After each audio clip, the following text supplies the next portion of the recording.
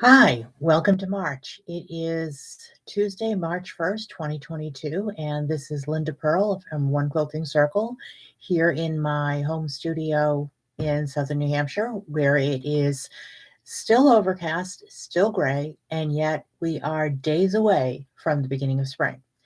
And here in the sewing room, we're actually closer to it than you might think, and that's because I have this quilt behind me. This is a brand new pattern that I had just introduced, and this one is called Lakeshore Springtime.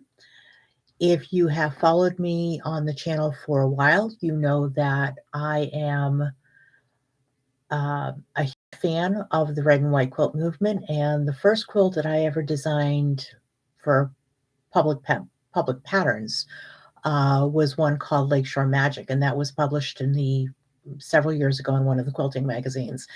The rights came back to me, and I have had the pattern and this quilt waiting to be married together, and I took a challenge to get it released for March 1st, and it is now live on my website, which is www.onequiltingcircle.com.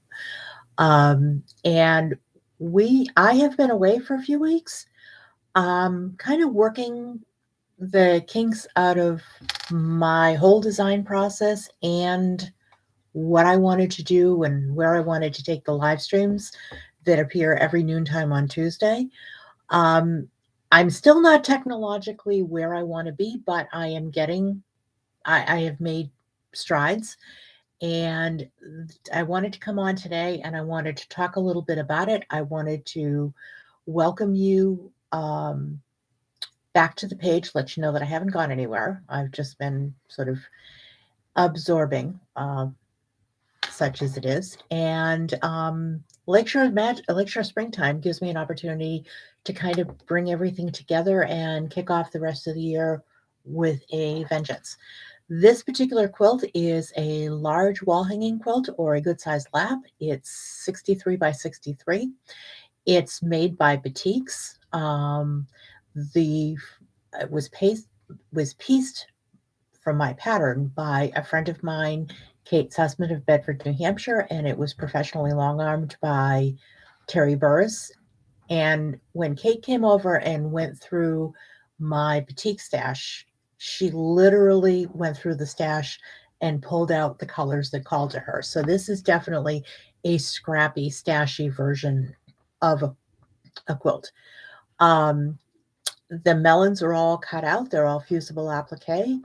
You take the background squares are all 6.5 inches on the interior portion of the quilt. You take and you fuse your orange peels to the 6.5 inches and then lay them out topsy-turvy, and the directions are in the pattern. Stitch them down around the perimeter, and then lay them out the way that you want to lay them out. Add your inner border, add your outer border. Um, it's perfectly sized to go to a long armor. It's also very easily done on a domestic machine.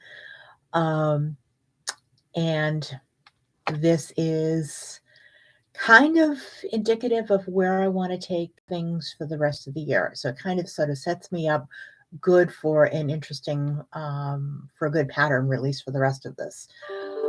We will be talking about, or I will be doing a lot of work with curves for the rest of the year. If you followed me last year, you know that a lot of my designs were based off the flying geese. And Spring Morn is a pattern that is still available on my website for PDF download, and that used the one seam dimensional look for that. Very softer look, very different vibe for it.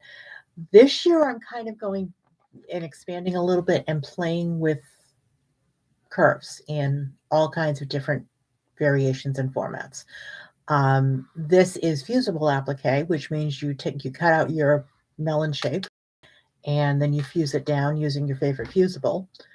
And that's one way to do curve piecing. That's one way you can do curves. You can do fusible applique. You can also do curved piecing, which is something that I'm going to be talking about later on in this month once I get the camera angles figured out.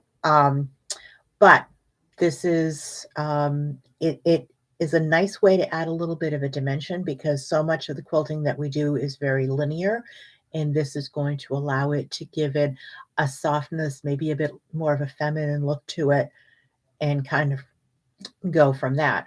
So the big trick that I want to show you guys about today, and how I was able to center the melons on this, and this is a tip from the pattern, is you take your 6.5-inch background square. Um, this is, I just pulled the same colorway that was in the quilt, and you press it, and then you press it in half again so that you have a bias seam running down it. It's a 6.5-inch raw background square. This point to point measurement here is 9 inches, and it's quilter math. I just measure it, and I know that that's what it is. So it's 9 inches. Then you take measure your melon from your pattern and measure that tip to tip, and that is approximately 7.75 inches. So what you do is subtract the difference between the two, and then use those two measurements to center it onto your melon as best you can, before hitting the fuse button, hitting the it's not a fuse button, Linda, before hitting the piece with your iron. And that's going to give you a fairly consistent look of all of your melons approximately at the same point on their background square. From there, it kind of just goes tipsy topsy turvy across the quilt and then down. There are 64 melons in this particular layout. I also, in the pattern instructions, Lakeshore Magic, which was the original, the red and white, I've also given you in diagrams and instructions for that. It's a little bit different layout. It's a little bit larger quilt, and there are 72 72 melons in that particular quilt. It's a great stash buster. It's a great way to, if you have a coordinating set of fat quarters, and you want a pattern that's going to pull them all together and give them a little bit of personality, take this quilt, and all you have to do is to add to it your background square. I didn't want to do that.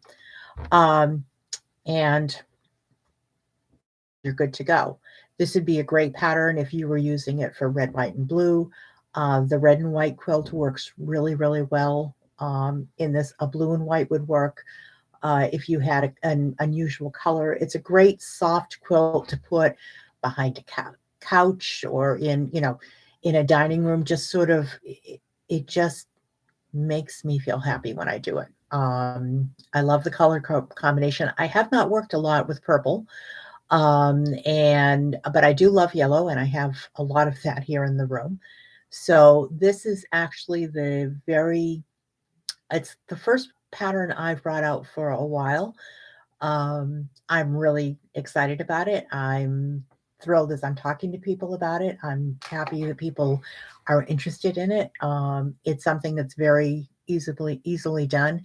And I'm actually talking to different people. We may be doing a Just For You class on this uh, on a Saturday, just to sort of get you started and kind of get you over get you comfortable with cutting the melons and sort of setting them up and getting them go. So when I announce that, that will be over on my website, and you'll be able to go to the link there and sign up if you wanted to do a Just For You class with this particular pattern. But that's something that probably will happen a little later on this spring.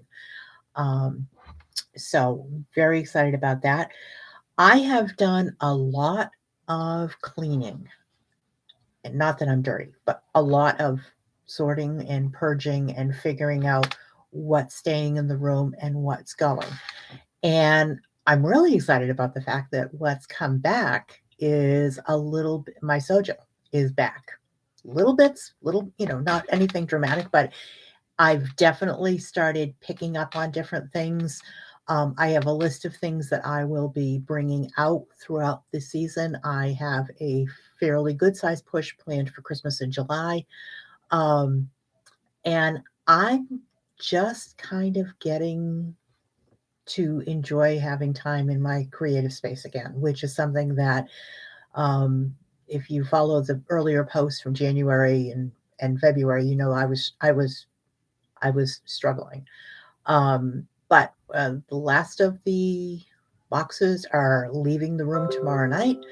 Um, and it is going to be time to kind of stretch my creative wings, figure out what's the next project I'm going to tackle. And I will have something, I don't know if it will make it for April 1st, but I will have something in April to release and to see what goes on.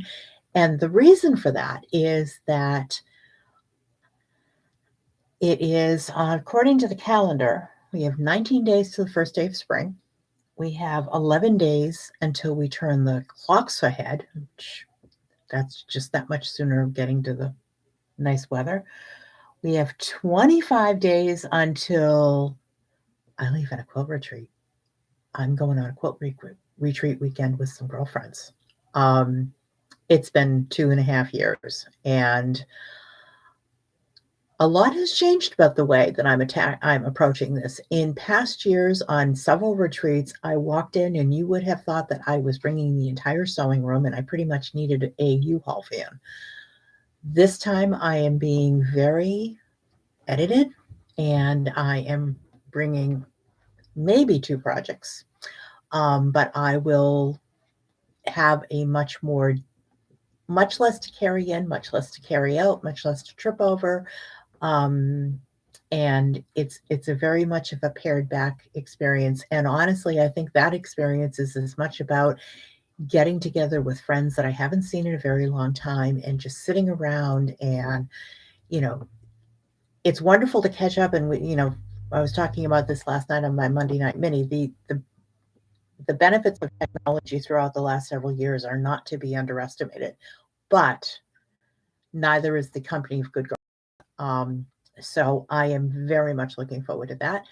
And 19 days from today will be National Quilting Day. National Quilting Day is the day that was set aside to celebrate and honor the day of quilting, or the art and the craft of quilting. I have not figured out an appropriate way to commemorate that yet. There will be stuff coming out on my newsletter. There will be stuff I will be figuring out. There may be an impromptu sew along. You kind of never know how far I get on this journey in the next 19 days. We'll see how it goes. The other thing that I will be doing in the month of March is I have an invitation to go and speak in person at a guild. Which is really exciting. I had a very busy calendar during the month of February. March is going to be busy. April is going to be really busy, which is a good thing. Some of it is busy from the confines of Zoom, and some of it is busy in terms of getting out and meeting different people. And I'm ready for that. I'm like ready to go out and talk to different people and see different things, and hopefully things are on a positive track as far as COVID goes, and that will continue to be the case. So that's what I have today. Thank you for your time. When I go back in and edit this, I will leave a link to today's blog post that will talk about the pattern and give you a link to purchase it. And we will see you again next week. I will be here on Tuesdays. And I may take different formats. You may see a recorded video. You may see me live, kind of still working the kinks out on that, what works the best for my viewers and fits in best with what I want to do. But we'll see how it goes. And in the meantime, I would love to have you have a stitchy day, get to spend some time with your needle and thread. And I will talk with you another time. You have a great day. Bye-bye.